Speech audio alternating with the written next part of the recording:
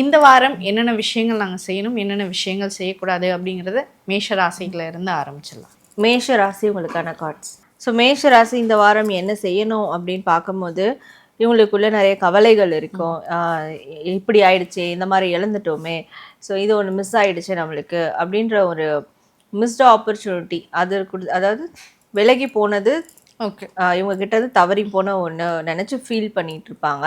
But அதுலேருந்துலாம் வெளியேறதுக்கான process பண்ணணும். Okay, என்ன விஷயம் செய்யக்கூடாது? என்ன செய்யக்கூடாதுன்னா ரொம்ப கன்ஃபியூஸ் ஆக வேண்டாம் அப்படின்னு இருக்குது. ஸோ இந்த வாரம் எந்த ஒரு ஆப்ஷனையும் பிக் பண்ணாமல் இருக்கிறது நல்லது. ஏன்னா அது நல்லது கெட்டது எதுன்ற ஒரு முடிவுக்கு அவங்களால வர முடியாது. ஓகே, ஸோ இவங்களுக்கான லக்கி கலர்? இவங்களுக்கான lucky colour golden and green colour. Okay, இவங்களுக்கான ஏஞ்சல் நம்பர்? ஸோ மேஷம் இவங்களுக்கான ஏஞ்சல் நம்பர் 8823. ஸோ இந்த 2 ஏஞ்சல் நம்பர் இந்த வாரம் ஃபுல்லாக மொபைல் வால்பேப்பர்லேயோ எழுதி அவங்க யூஸ் பண்ணலாம். இது யூஸ் பண்ணும்போது அவங்களுக்குள்ளே இருக்கிற இந்த இன்னர் செல்ஃப் சொல்கிறத அவங்களால கரெக்டாக லிசன் பண்ண முடியும், அதை ஃபாலோ பண்ண முடியும். ஸோ ஏதாவது ஒரு விஷயத்தை புதுப்பிக்கணும், புதுசாக செய்யணும்னு நினைக்கிறாங்கன்னா அதுக்கான நல்ல ஒரு க்ரியேட்டிவ் ஐடியா அவங்களுக்கு உருவாக்கணும். ஸோ இந்த வாரம் மேஷ ராசிக்கு முருகர் சொல்லக்கூடிய மெசேஜ்?